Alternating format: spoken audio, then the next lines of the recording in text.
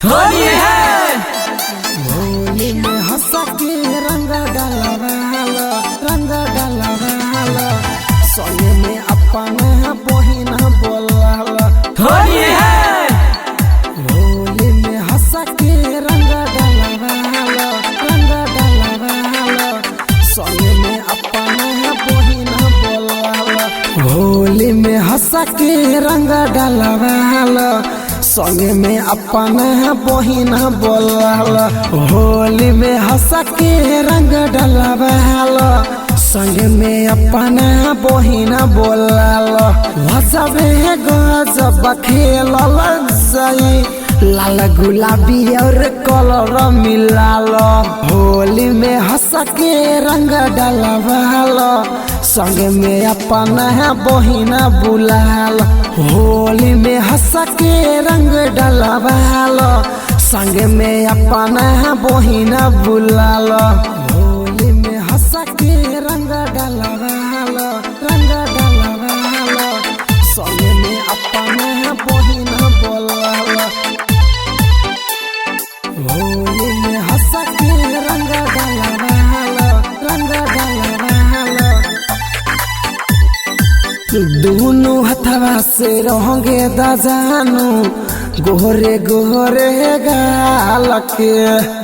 तोहरा से ज्यादा मिले मजा तोहरा बहिन में डाल के। तोहरा बहिन में डाल के तोहरा बहिन में डाल के।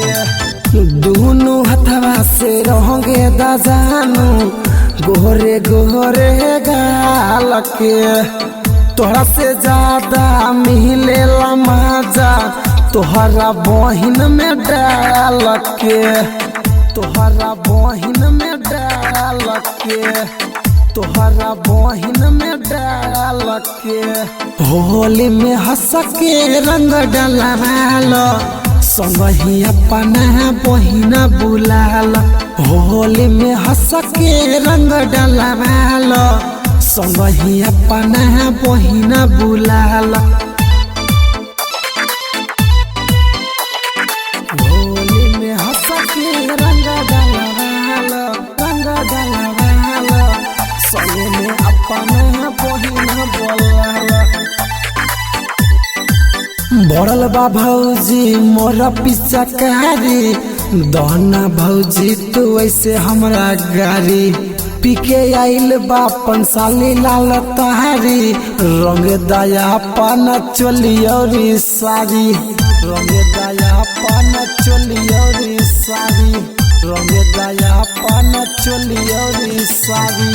भरल बा भौजी मोर पिचकारी दहना भौजी तो ऐसे हमरा गारी। पंसाली लाल पीके आइल तारी रंग द हमारा चोली और सारी। रंग दया पान चोली और सारी रंग दया पान चोली और सारी। होली में हंस के रंग डलवाला संगही अपना बहिना बुलाला।